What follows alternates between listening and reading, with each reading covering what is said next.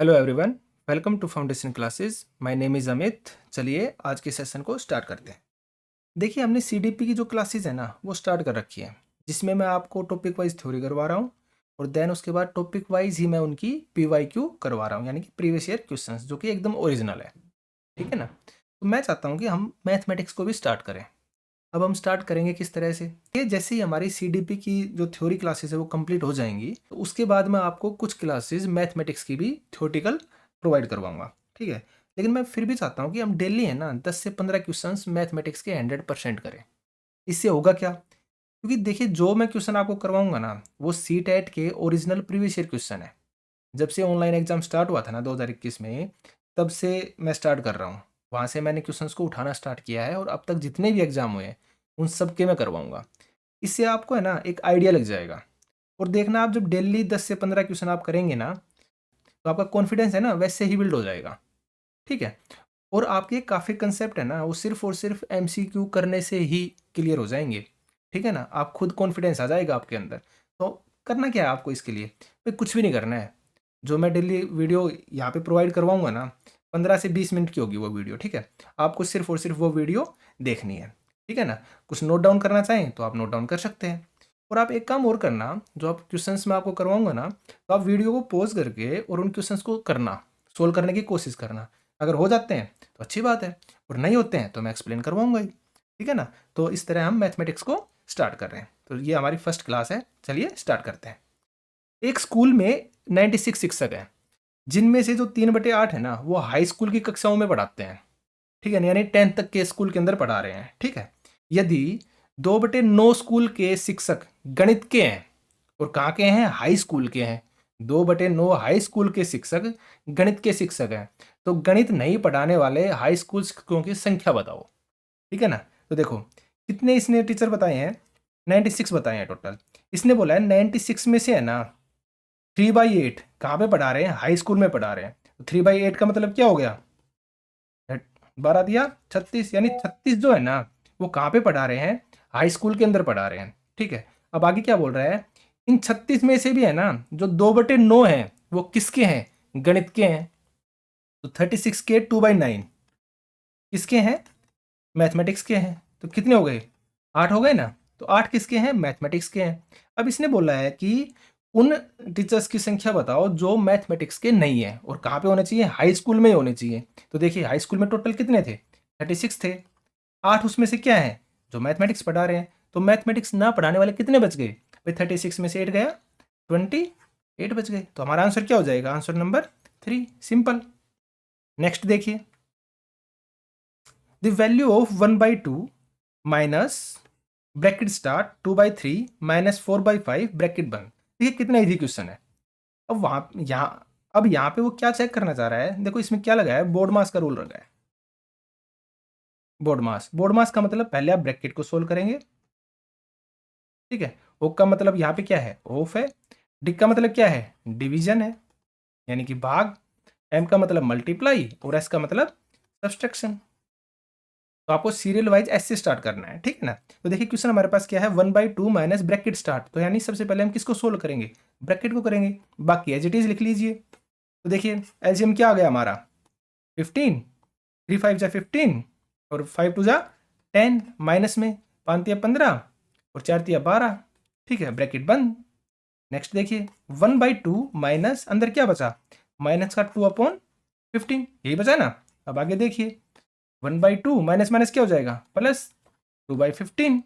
LCM क्या आया, 13।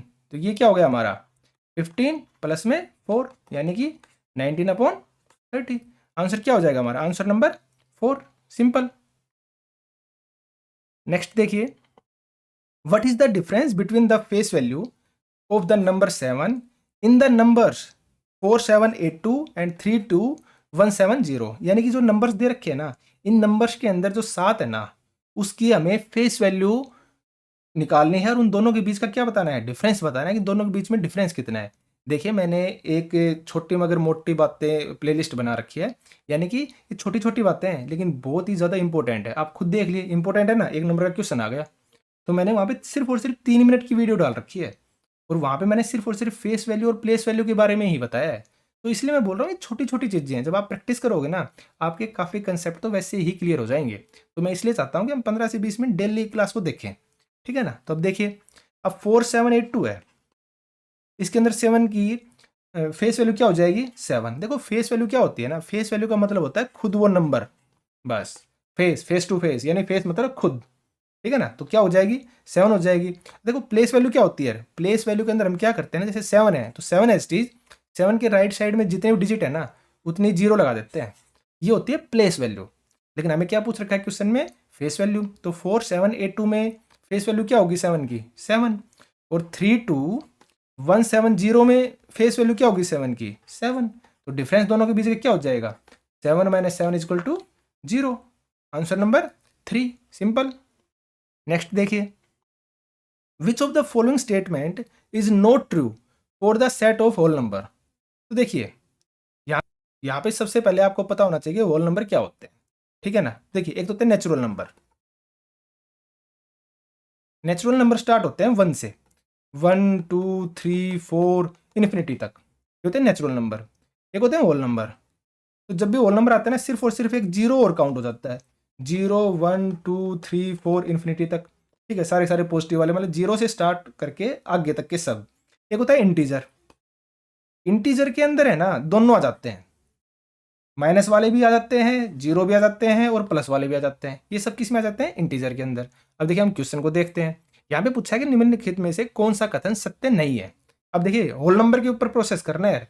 अब देखिए a plus B equal to B plus A, ऐसे कर रखा है ना, तो आप दो नंबर मान लीजिए, दो होल नंबर आपने 1 और 2 ले लिया, 1 भी होल नंबर है 2 भी है, आपने ले लिए, ये a मान लो इसको आप, और ये क्या हो गया हमारा b हो गया। अब सोल्व इस पर प्रोसेस करिए, a प्लस बी यानी कि 1 प्लस 2 इक्वल टू 2 प्लस 1, दोनों क्या है इक्वल है ना, 1 2 3, इधर भी 3 3 इक्वल टू 3 इक्वल है। नेक्स्ट पे लगाइए a minus B equal to B minus A, यानी 1 माइनस 2 इक्वल टू 2 माइनस 1, क्या ये इक्वल होंगे भाई नहीं होंगे, क्यों, ये तो माइनस का 1 हुआ और ये क्या हुआ प्लस का 1 हुआ, तो दोनों इक्वल नहीं हुए। तो ये क्या हो जाएगा हमारा आंसर सही हो जाएगा, क्योंकि कौन सा कथन सत्य नहीं है। अब इस पे लगा के देखिए आप, 1 इंटू टू इक्वल टू में 2 इंटू 1, क्या आएगा दोनों साइड इक्वल आएगा। अब यहाँ पे a प्लस बी प्लस सी, एक नंबर और मान लीजिए आप, c किसको मान लो आप 3 को मान लो। इस पे लगा के देखिए 1 plus 2 bracket plus 3 equal to में 1 प्लस 2 प्लस 3, सोल्व करिए सेम वही आएगा, 6 इक्वल टू 6 आएगा, सेम टू सेम। तो ये सारे तो क्या हो गए सही हो गए, ये है ये सबसे अलग है, तो ये कथन सत्य नहीं है। तो आंसर क्या हो जाएगा हमारा answer number B. Next question देखिए, जब एक संख्या को 6 से विभाजित करने को कहा गया था तो रानी ने इसे 9 से विभाजित कर दिया और उसे भागफल 21 और शेषफल कितना मिला 3 मिला। तो अपनी गलती का एहसास होने पर बाद में उसने उसे 6 से विभाजित किया, तो अब जब 6 से विभाजित किया ना तब भागफल और शेषफल क्या होगा ये पूछा है। देखो हमने एक फॉर्मूला पढ़ा है, क्या कहते हैं हम, क्या कैसे लिखते हैं हम, भागफल सही शेषफल बटे भाजक, ये लिखते हैं ना, ठीक है। यानी ये क्या होता है हमारा क्यूसेंट होता है, और ये क्या होता है हमारा रिमाइंडर होता है, और भाज्य क्या होता है हमारा डिवाइजर होता है ना। तो देखो कैसे लिखते हैं हम, भागफल हमारा क्या है 21 है, शेषफल क्या है 3, और जो हमारा भाज्यक है वो क्या है भाई 6 से करने के लिए कहा गया था, लेकिन क्या उसने कितने से था 9 से, तो 9 है। अब इसको हम सोल्व कर क्या लिख सकते हैं, 9 एकम 9, 9 दूना 18, 189 और प्लस में 3 क्या जाएगा 192। तो ये हमारा क्या आ गया, ये हमारा डिवाइडेंट आ गया ना, भाज्य आ गया ना। तो देखो अब हम भाज्य को क्या करेंगे भाई, पहले उसने 9 गलती से कर दिया था, तो किससे बोल रहा है 6 से बोल रहा है, 6 से कर दो, 18 1 2 और 6 दूनी 12 0। तो क्या आएगा हमारे पास भागफल तो क्या आया 32 और शेषफल क्या आया 0, यही क्या हो जाएगा हमारा आंसर। अब नेक्स्ट देखिए, which of the following is a pair of like fraction, ठीक है, यानी कि समान अंश, ठीक है। तो देखिए इसके अंदर क्या होता है, लाइक फ्रैक्शन हम उनको बोलते हैं जिनके अंदर जो डिनोमिनेटर होता है ना वो सेम होता है, न्यूमरेटर क्या होता है जो ऊपर होता है यानी अंश, और डिनोमिनेटर क्या होता है हर, यही होता है ना। तो देखिए यहाँ पे और मैंने स्टेटमेंट क्या बताया, लाइक फ्रैक्शन हम किनको बोलते हैं जिनके अंदर जो डिनोमिनेटर है ना यानी जो हर है ना वो सेम होते हैं, ठीक है। अब इसमें देखिए हर किस में सेम है, यहाँ पे 3 2 है गलत, यहाँ पे 2 और 8 है गलत, यहाँ पे 4 और 7 है गलत, यहाँ पे क्या है 4 और 4, तो ये हमारा क्या हो जाएगा आंसर। तो लाइक फ्रैक्शन क्या हो गया 1/4 एंड 3/4। नेक्स्ट देखिए, which of the following number are not perfect cubes. देखिए सबसे पहले आपको पता होना चाहिए कि परफेक्ट क्यूब होता क्या है, ठीक है ना। तो देखिए परफेक्ट क्या होता है, जब कोई नंबर होता है ना वो अपने आप को ही 3 बार मल्टीप्लाई करेगा, वो होता है परफेक्ट क्यूब। जैसे परफेक्ट स्क्वायर होता है, कोई भी नंबर है वो कितनी बार मल्टीप्लाई, 2 बार मल्टीप्लाई। तो अब यहाँ पे देखिए ये 729 है, किसका परफेक्ट क्यूब है, 9 का। भाई 9 × 9 × 9 करेंगे तो क्या आएगा, 729। ये कितने किसका है, 10 का है, और ये किसका है, 6 का है। तो क्या बच गया हमारे पास, ये हमारा नहीं है। आंसर क्या हो जाएगा, आंसर नंबर 3। नेक्स्ट देखिए, नेक्स्ट क्वेश्चन में बोल रहा है कि जो शिखा है ना वो ईंट खरीदने के लिए एक ईंट के भट्ठे पर गई थी, ठीक है। और ईंटों का रेट क्या था, 2500 रुपए प्रति 1000 ईंटों का था। यदि उसके पास केवल 4000 रुपए हैं तो वह कितनी ईंटें खरीद सकती है, ये हमारे क्वेश्चन के अंदर पूछा है। यानी कितनी ब्रिक्स वो खरीद पाएगी 4000 रुपए के अंदर।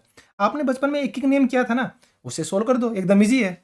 भाई हम एक एक नियम में क्या करते थे, जो चीज़ हमें निकालनी थी ना वो हम दूसरी साइड रखते थे। तो इसमें हमें क्या निकालना है, ईंट निकालनी है। तो यहाँ पे हम क्या करेंगे, देखो 2500 रुपए में कितनी ईंट खरीद पा रही है, 1000 खरीद पा रही है ना। 1 रुपए में कितनी खरीद पाएगी, 1000 बटे 2500। और 4000 में कितनी खरीद पाएगी, गुणा में 4000। यानी कि जो चीज़ हमें निकालनी है उसको हम उस साइड लिखेंगे। यानी इस साइड 2500 है, ईंट निकालनी थी तो ईंट हम इस साइड रखेंगे, ठीक है ना। तो वो हमारा एक एक नियम हो जाएगा जो हमने बचपन में किया था। सोल्व करो, ये कैंसिल हो जाएगा, 25 चौक 100, 4 चौक 16। तो हमारा आंसर क्या आ जाएगा, 1600। तो आंसर नंबर बी हमारा क्या हो जाएगा, आंसर हो जाएगा, ठीक है ना। नेक्स्ट देखो, इसने बोला है कि Mini told her teacher I made a rectangle, यानी कि आयत, whose each side is 4 centimetre, which of the following statement is correct. ठीक है, यहाँ पे करेक्ट स्टेटमेंट बतानी है। देखिए आयत और वर्ग के अंदर आपको डिफरेंस पता होना चाहिए। जैसे ये क्या है, वर्ग है, और ये क्या है, आयत है। दोनों के अंदर डिफरेंस पता क्या है, जो वर्ग है ना इसके अंदर जो सारी भुजाएं हैं ना वो समान होती हैं, इक्वल होती हैं। लेकिन जो आयत होती है ना उसमें जो आमने सामने की भुजाएं हैं वो इक्वल होती हैं। भाई एंगल तो सभी के अंदर 90 डिग्री होता है, ठीक है ना। तो देखिए अब यहाँ पे हम देखेंगे आयत में सभी भुजाएं समान नहीं हो सकती, ठीक है। कौन सी कथन सही है ये पूछा है, आयत में सभी भुजाएं समान नहीं हो सकती, ये फर्स्ट है। अगला है सभी वर्ग क्या है, आयत है। तीसरा है सभी आयताकार वर्गाकार हैं, और एक वर्ग और एक आयत के बीच कोई संबंध नहीं है। तो ये तो गलत हो गया, ठीक है ना। तो यहाँ पे हमारा आंसर क्या होगा, आंसर नंबर बी, सभी वर्ग क्या है, आयत है। कैसे, देखिए वर्ग के अंदर क्या होता है, सारी भुजाएं क्या होती हैं, सेम होती है ना। और आयत के अंदर क्या होता है, आमने सामने की भुजाएं बराबर होती है। तो कहने का मतलब अगर हम करते हैं तो देखो ये वर्ग है और ये हमारा क्या हो गया, आयत होगा। जो हम सिलोगिज्म के अकॉर्डिंग करते हैं क्वेश्चन को, तो ये हमारा क्या है, वर्ग है, और ये हमारी क्या है, आयत है। यानी कि वर्ग है ना वो क्या हो सकता है, आयत हो सकता है, लेकिन आयत क्या नहीं हो सकती, वर्ग नहीं हो सकती। क्यों, क्योंकि आयत के अंदर आमने सामने की भुजाएं बराबर होती हैं, चारों भुजाएं बराबर नहीं होती। तो सारी आयत है वो वर्ग कैसे हो जाएंगी, क्यों, क्योंकि वर्ग के अंदर तो सारी भुजाएं बराबर होती हैं। तो हमारा आंसर क्या हो जाएगा, सभी वर्ग क्या है, आयत है, आंसर नंबर बी। अब नेक्स्ट देखिए, the angle of a triangle are in the ratio 4:5:6, what will be the measure of the angle of the triangle. ठीक है, देखिए हमें पता है जो ट्रायंगल है ना उसके तीनों जो एंगल होते हैं उनका सम कितना होता है, 180 डिग्री, ठीक है। यानी कि ए प्लस बी प्लस सी क्या होता है हमारे पास, 180 डिग्री होता है। ये हमें रेशियो के अंदर दे रखा है। जब भी कोई चीज़ हमें रेशियो में दे रखी हो ना उसके पीछे आप एक्स लगा लिया करो अपने आप, ठीक है। तो क्या हो गया, 4x plus 5x plus 6x equal to 180। 5 और 4 नोट्स है 15, 15x इक्वल टू 180। एक्स की वैल्यू हमारे पास क्या हो जाएगी, 180 अपॉन में 15, 15 कम 15 और 15 दूनी 30, यानी 12 आ गई हमारी किसकी वैल्यू, एक्स की वैल्यू। वैल्यू टेक दो बस, 12 चौक 48 और 12 पंजे 60 और 12 छिक 72। क्या हो जाएगा, 48, 60 और 72 हमारा आंसर होगा। कहाँ पे है देख लो, क्या हो जाएगा, आंसर नंबर सी। नेक्स्ट देखिए, अगला जो क्वेश्चन है उसके अंदर बोल रहा है तो रागनी है ना दोपहर में 2 बजे स्टेशन पहुंचती है। दोपहर में बोल रहा है, दोपहर में 2 बजे स्टेशन पहुंचती है। उसे अलीगढ़ के लिए ट्रेन लेनी पड़ती है। 4 ट्रेनें हैं, ट्रेन ए, ट्रेन बी, ट्रेन सी और ट्रेन डी। जो ट्रेन है ना वो कितने बजे चलेगी, 17:05 पे। ट्रेन बी 4:32 पे। ट्रेन सी 6:30 पे और ट्रेन डी 19:15 पे। देखिए यहाँ पे इसने जो 24 आवर क्लॉक होती है ना, उसका यूज किया है। अब यहाँ पे आपको कंफ्यूज नहीं होना है। यहाँ पे वो कितने बजे पहुंच रही थी, दोपहर में 2 बजे पहुंच रही थी, तो 2 बजे का मतलब कितना हो गया, 14 हो गया ना। अगर हम 24 आवर के अकॉर्डिंग देखें तो 2 का मतलब क्या हो गया, 14 हो गया। ठीक है, तो वो दोपहर में 2 बजे पहुंच रही है, तो वो सबसे पहले वाली ट्रेन देखो आप, ये है 4:32, तो 4:32 तो सुबह का टाइम हो गया, समझ रहे हो ना। यहाँ पे 4:32 अगर बोलता वो तो 16:32 लिखना पड़ता उसको, अगर वो शाम की बात कर रहा होता तो। ठीक है, तो 4:32 ये तो अपने आप कट हो गया। अब इनमें देखिए आप, 17:05 का मतलब क्या है, 5:05। 18:30 का मतलब 6:30, और 19:15 का मतलब 7:15। तो कौन सी है सबसे पहले, ये वाली है, 5:05। तो आंसर क्या हो जाएगा हमारा, train number A, answer number 1। Simple. Next देखिए,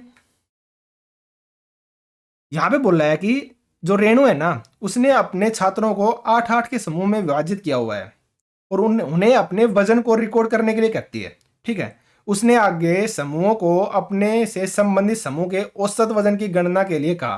ठीक है, तो समूह ए है ना, जिसमें 8 छात्र शामिल हैं, 8 स्टूडेंट हैं, उनके वजन को मापा और औसत वजन की गणना कितनी आई, 38.2 आई। यानी कि जो 8 लोग हैं ना, 8 जो स्टूडेंट है, उनका औसत वजन है कितना, 38.2।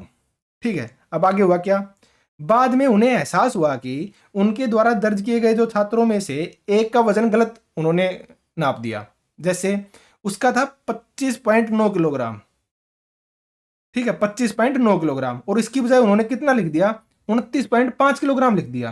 कहने का मतलब था 25.9, लेकिन लिख कितना दिया, 29.5, यानी कि ज्यादा लिख दिया ना।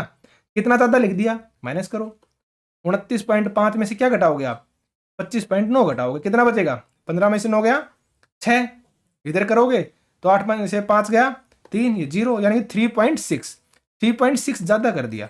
तो देखो, अब इसने पूछा कि जो नई औसत है ना वो बताओ, तो नई औसत हमारे पास क्या होगी, अब खुद बताइए। अब देखिए, आप ये मत कर देना कभी 38.2 में से 3.6 घटा दो। जो औसत होती है ना, वो जितने छात्र हैं, जितने स्टूडेंट हैं ना, जितने आर्टिकल होते हैं, उन सभी पे डिपेंड होती है।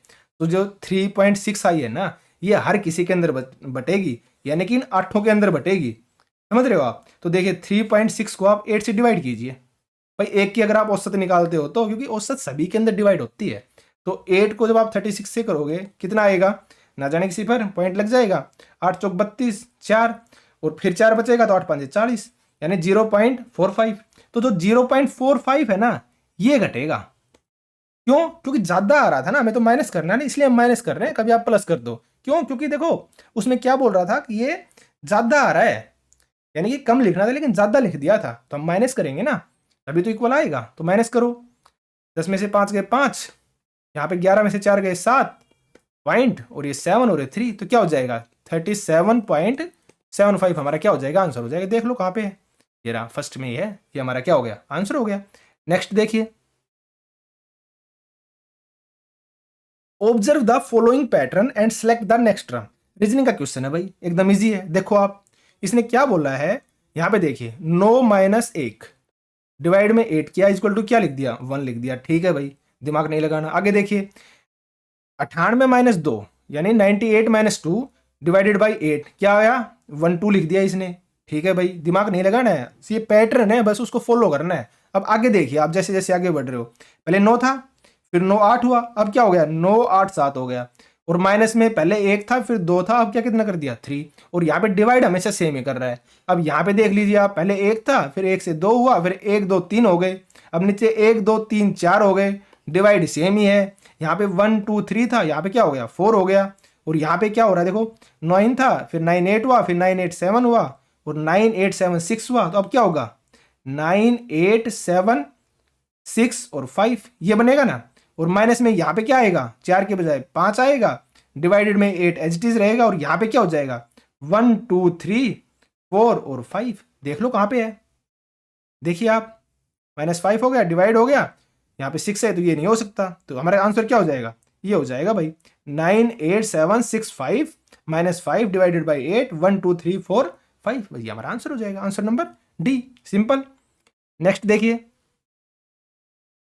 यहाँ पे बोला है प्रियांशु के पास है ना 10 और 20 रुपए के करेंसी के नोट है, यानी उसके पास नोट है किस किस के, 10 रुपए का है, और कितने किसका है, 20 रुपए का नोट है। ठीक है, वह बोल रहा है कि वह 50 रुपए बनाने के लिए 20 रुपए के 2 नोट और 10 रुपए का 1 नोट का यूज करता है। भाई 50 रुपए बनाए उसने, कैसे बनाए? दो तो उसने ले लिए 20-20 के, और एक कितने का ले लिया? 10 का, हो गया ना 50 टोटल। ठीक है, अब वो बोल रहा है दोनों मुद्रा नोटों का यूज करते हुए समान राशि बनाने के लिए, यानी कि फिर से 50 ही बनाना है, फिर से 50 ही बनाना है। तो वो बोल रहा है कि समान राशि बनाने के लिए कितने अन्य संयोजन संभव है। ठीक है ना, यानी कि ठीक है, वो ये बोल रहा है कि इनका यूज करते हुए कितने कॉम्बिनेशन और बन सकते हैं। तो आप देखिए, आप क्या कर सकते हो, ज्यादा से ज्यादा एक आपने 20 का ले लिया, और वो बोल रहा है दोनों नोटों का यूज करना है, 20 रुपए का भी और 10 रुपए का भी, दोनों का यूज करना है आपको। ठीक है, तो एक आपने 20 का ले लिया, और आप अब 50 बनाने हैं, 20 हो गए, अब 10-10 के कितने ले लोगे आप? 3 ले लोगे, हो गए टोटल 50। अब आप सोचिए और क्या बना सकते हो भाई, अगर 3 हमारे 10 के हो गए, एक हमारा 20 का हो गया, खत्म। अगर हम 2 बार 20 के लेते हैं तो एक ऊपर 10 का, ये हमारे क्वेश्चन में ऑलरेडी दे रखा है, तो कितने हो गए? सिर्फ एक तरीके से बना सकते हैं। तो आंसर हमारा क्या हो जाएगा? आंसर नंबर बी, यानी कि एक तरीका ही कर सकते हैं अप्लाई, और आप बना के दिखा दीजिए। ठीक है, तो ये थे हमारे आज के क्वेश्चन। ठीक है ना, तो आज की क्लास को यहीं पे समाप्त करते हैं। देखिए डेली हम है ना ये ऐसे ही 15-15 क्वेश्चन करेंगे। ठीक है, इसका फायदा क्या होगा, जब आप एग्जाम देंगे ना तब आपको पता चलेगा, काफी कंसेप्ट आपके क्लियर हो जाएंगे। जैसे अब आपको लाइक फ्रैक्शन पता चल गया, अब आपको फेस वैल्यू प्लेस वैल्यू का पता चल गया। ठीक है ना, तो ऐसे धीरे धीरे आपके कंसेप्ट है ना, बहुत से कंसेप्ट खुद ही कवर हो जाएंगे, आपको अलग से पढ़ने की ही जरूरत नहीं पड़ेगी। तो सिर्फ और सिर्फ आपको क्या करना है, इन वीडियोस को देखना है। और अगर आपको पीडीएफ चाहिए तो आप टेलीग्राम जो लिंक है उसको ज्वाइन कर लीजिए, वो आपको डिस्क्रिप्शन में मिल जाएगा, या फिर चैनल के अबाउट सेक्शन में मिल जाएगा। देन उसके बाद वहाँ से आप पीडीएफ डाउनलोड करके वहाँ से पढ़ सकते हैं। तो आज के सेशन को यहीं पे समाप्त करते हैं। धन्यवाद।